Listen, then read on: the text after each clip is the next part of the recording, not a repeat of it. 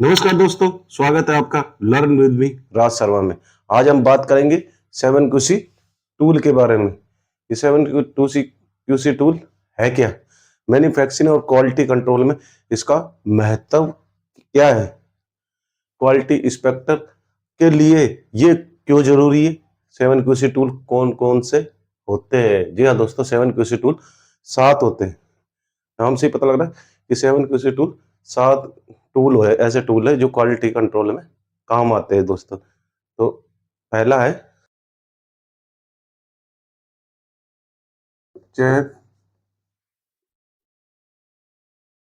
Check seat. जी हाँ दोस्तों, पहला है चेक सीट। तो चेक सीट ये टूल है, ये किस लिए है? तो डाटा को व्यवस्थित तरीके से रिकॉर्ड करने के लिए। जी हाँ दोस्तों, कोई डाटा है उसको व्यवस्थित क्रमवाही तरीके से और व्यवस्थित तरीके से रिकॉर्ड करने के लिए चेक सीट का प्रयोग किया जाता है।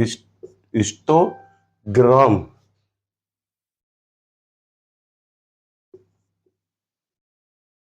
जी हाँ दोस्तों, दूसरा जो टूल है वो है हिस्टोग्राम। तो इसका हिस्टोग्राम का प्रयोग क्यों काम में लेते हैं ये टूल?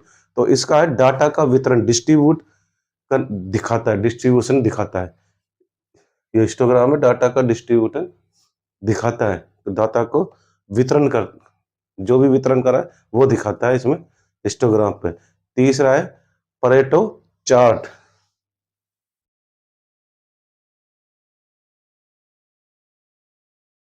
परेटो तीसरा है परेटो चार्ट।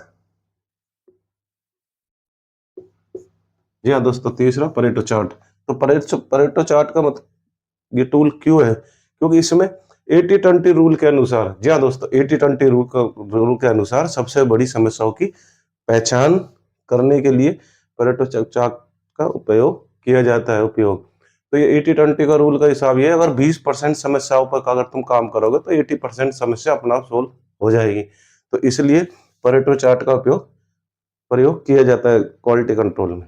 ठीक है। और चौथा है कॉज एंड इफेक्ट डायग्राम।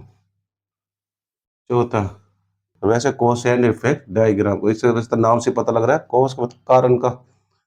ठीक है। तो इस समस्या के मूल कारण, रूट कॉज खोजने के लिए कॉज एंड इफेक्ट डायग्राम का यूज में लेते हैं। जो पांचवा टूल है वो है स्केटर डायग्राम। तो दोस्तों इसका क्या काम है? इसका है दो वेरिएबल के बीच में संबंध को दिखाता है, रिलेशनशिप है तो उसको दिखाता है। जो दो मशीन पर जो कार्य हो रहा है, दोनों मशीन के रिलेशनशिप को ये स्केटर डायग्राम दिखाता है दोस्तों। ये पांचवा टूल का कार्य है। और छठा है वो है कंट्रोल चार्ट। कंट्रोल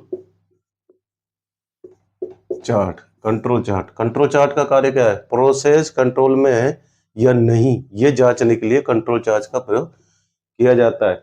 प्रोसेस है जो आपका, वो कंट्रोल में है या नहीं है, ये जांचने के लिए प्रयोग में किया जाता है। ठीक है, ये कंट्रोल चार्ट का। और सातवां जो टूल है वो है फ्लो चार्ट। सातवां है फ्लो चार्ट। जी हाँ दोस्तों, फ्लो चार्ट का क्या है? प्रोसेस के हर स्टेप को समझने के लिए। जी हाँ दोस्तों, जो आपका प्रोसेस है जितना भी, वो प्रोसेस को हर स्टेप को समझने के लिए फ्लो चार्ट का काम में लेते हैं। तो ये आपके साथ 7QC टूल हो। Check sheet, histogram, Pareto chart, cause and effect diagram, scatter, control chart और फ्लो चार्ट, ये 7 7QC टूल है। हम बात करेंगे रियल मैन्युफैक्चरिंग एग्जांपल। मान लीजिए किसी कंपनी में 1000 पार्ट डिफेक्ट आ रहे हैं। जी हाँ दोस्तों, 1000 पार्ट डिफेक्ट डिफेक्ट आ रहे हैं। ठीक है। तो चेक शीट है। जी हाँ दोस्तों, जो चेक शीट है, ये जो चेक शीट है, तो check sheet data, defect data collect करता है। जी हाँ दोस्तों, कलेक्ट करता है डाटा को, डिफेक्ट के डाटा को। ठीक है, डिफरेंट डाटा को कलेक्ट करने के लिए चेक शीट का काम में लेते हैं। परेटो चार्ट है जो आपका सबसे बड़ा डिफेक्ट पहचानने के लिए। जी हाँ दोस्तों, जो आपका परेटो चार्ट है वो जो सबसे बड़ा डिफेक्ट है उसको पहचानने के लिए। पहचानने के लिए परेटो चार्ट का प्रयोग काम में लिया जाता है। और फिशबोन डायग्राम रूट कोज ढूंढने के लिए, कारण का पता लगाने के लिए, फिशबोन डायग्राम वो कारण का पता लगाने के लिए, ठीक है, का पता लगाने के लिए, कारण का पता लगाने के लिए फिशबोन डायग्राम और कोसाइडल डिफरेंट डायग्राम का काम में लेते हैं। अब कंट्रोल चार्ट प्रोसेस स्टेबल है या नहीं? जी हाँ दोस्तों, कंट्रोल चार्ट है, प्रोसेस है जो आपका, वो आपका स्टेबल है या नहीं, तो उसके लिए कि वो आपका जो काम चल रहा है वो सही तरह से चल रहा है कि नहीं चल रहा है, वो आपका स्पेक से ही बाहर जा रहा हो।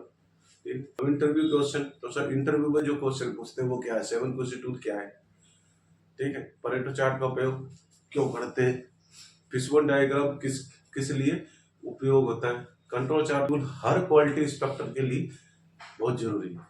इंटरव्यू और मैन्युफैक्चरिंग दोनों में इनका अच्छा ज्ञान होना चाहिए। आज हमने क्या सीखा 7 टूल के बारे में, तो मिलते हैं अगली वीडियो।